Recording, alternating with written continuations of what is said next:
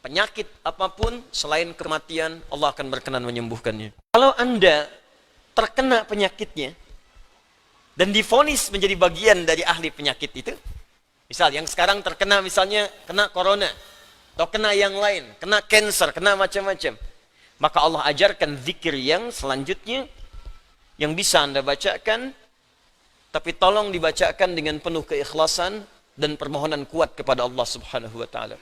Saya akan gabungkan 3 surah sekaligus. Insyaallah kalau Anda bacakan dengan benar, di situ ada janji dari Allah seperti Allah janjikan kepada Nabi Ayub, penyakit apapun selain kematian Allah akan berkenan menyembuhkannya. Pertama, saya urutkan dulu dari urutan ayatnya. Quran surah ke-17. Quran surah 17 Al-Isra. Ayat 82. Sudah? Ayat 82. Disambungkan ke Quran surah ke-21. Al-Anbiya. Ayat 83 sampai 84. Nanti saya bacakan ayatnya. Terakhir ditutup dengan Quran surah pertama. Al-Fatihah. Ayat 1 sampai 7.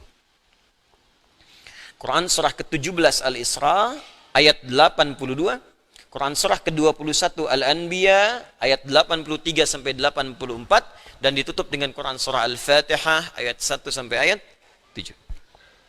Sekarang perhatikan baik-baik. Awas, ini bukan ilmu otak-atik ya. Ini isyarat Al-Quran.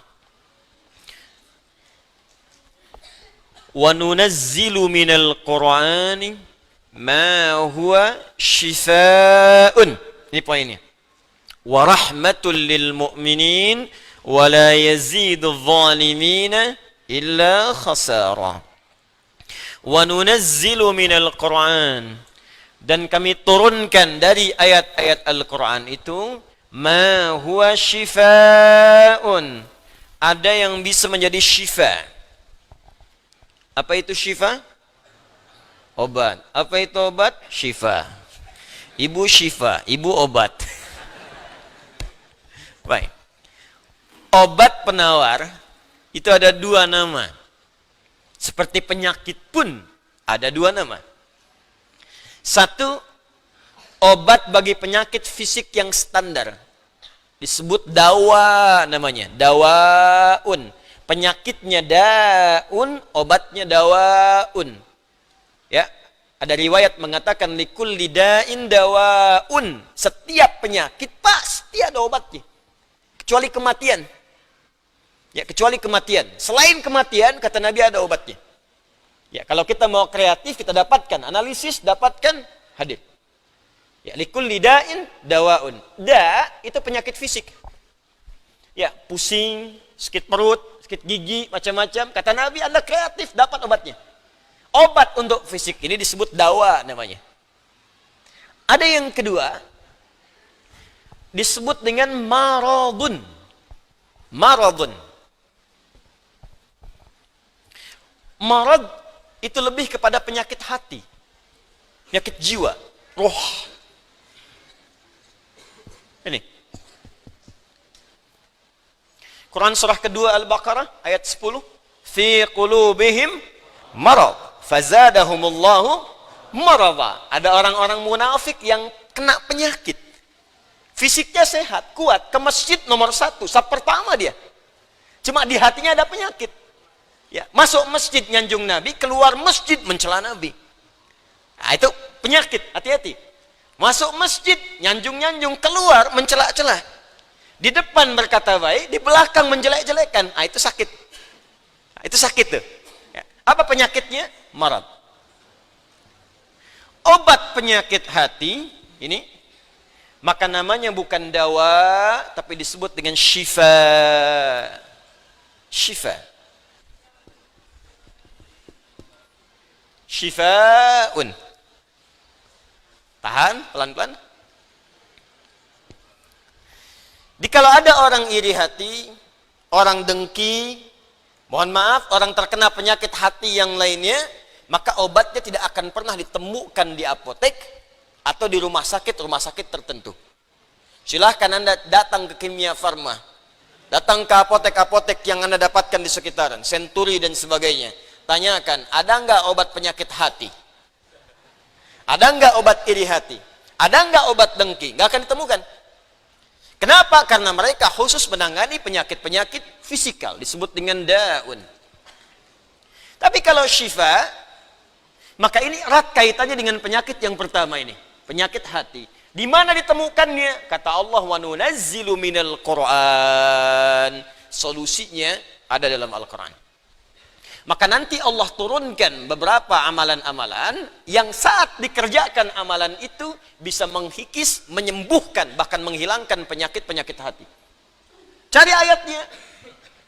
Maka Anda akan temukan kalimat-kalimat dalam Al-Quran, ayat-ayat bimbingan. Ini obat untuk menghilangkan malas. Ini obat untuk menghilangkan iri hati. Bahkan ini mencegah penyakit dengki. Kalau ada orang sekitaran dengki dengan kita, bacakan ayat ini. Turun surah Al-Falaq. Kalau ada orang munafik, bacakan surat yang ini. Kalau ada orang ini, bacakan surat yang ini. Nah, pencegahan-pencegahannya, obatnya ditemukan bagiannya di Al-Quran. Tapi syifa juga memiliki makna yang kedua.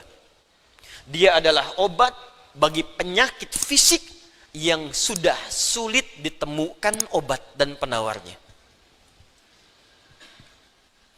Kalau dokter sudah mengatakan, sudah ini nggak ada obatnya, ini belum ditemukan penawarnya, maka Allah turunkan kemudian beberapa ayat dalam Al-Quran berupa zikir-zikir tertentu yang kalau dilakukan dengan benar, maka melahirkan penawar yang tidak ditemukan secara fisikal.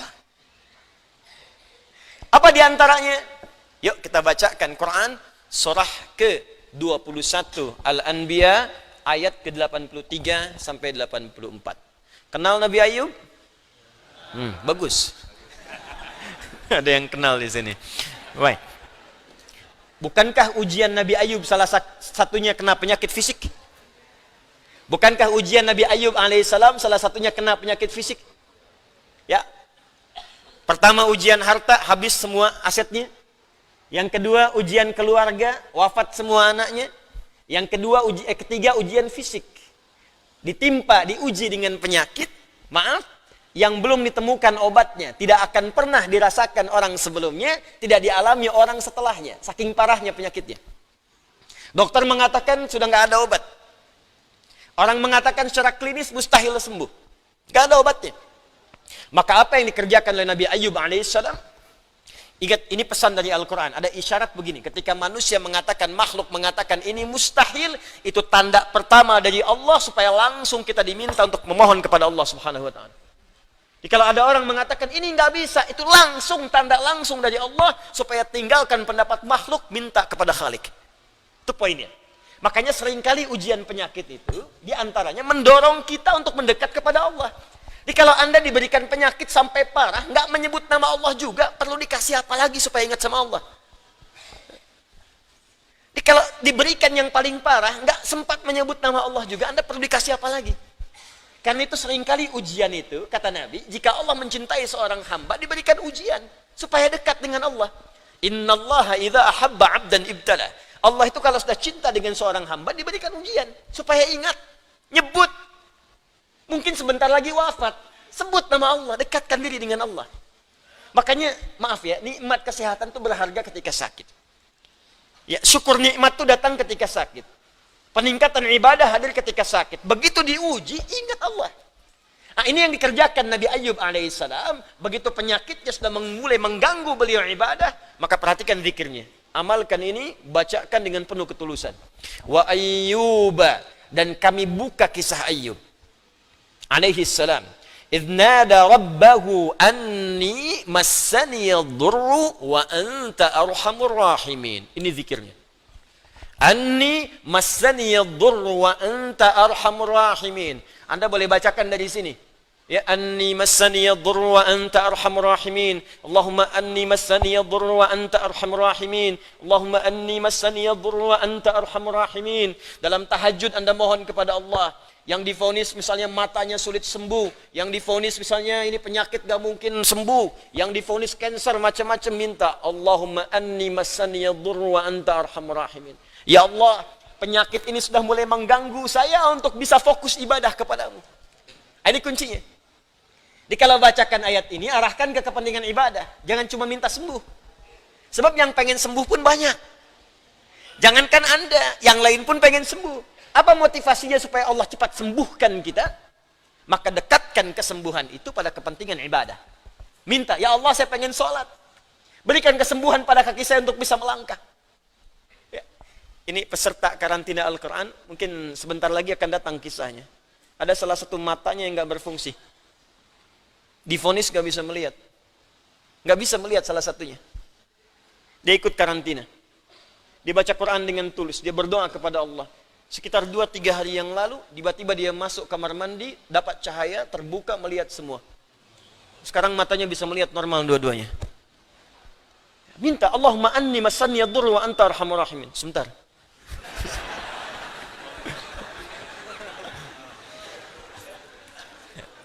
Ya Allah, ini penyakit sudah mulai mengganggu saya untuk ibadah. Saya pengen ke masjid ya Allah. Saya pengen Jumatan. Saya pengen jamaah ya Allah. Cuman karena ini saya nggak bisa lagi jamaah. Bukankah engkau menyukai hambamu yang jamaah ya Allah?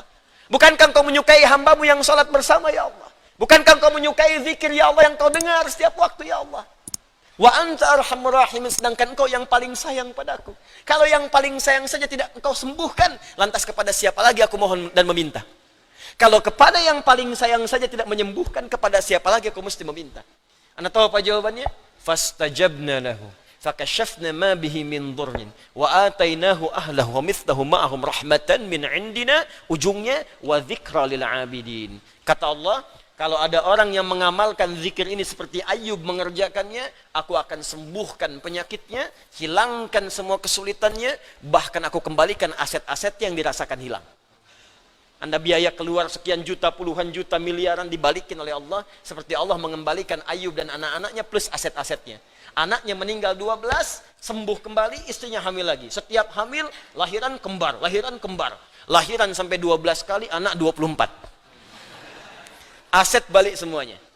Terakhir, bacakan surah Al-Fatihah dengan benar, karena Al-Fatihah disebut langsung juga oleh Nabi sallallahu alaihi wasallam sebagai syifa, sebagai syifa. Seperti pernah kepala suku saya kisahkan di pertemuan awal, tersengat kala jengking dan medis mengatakan tidak mungkin sembuh, diruqyah kemudian dibacakan itu dan Allah berikan kesembuhan.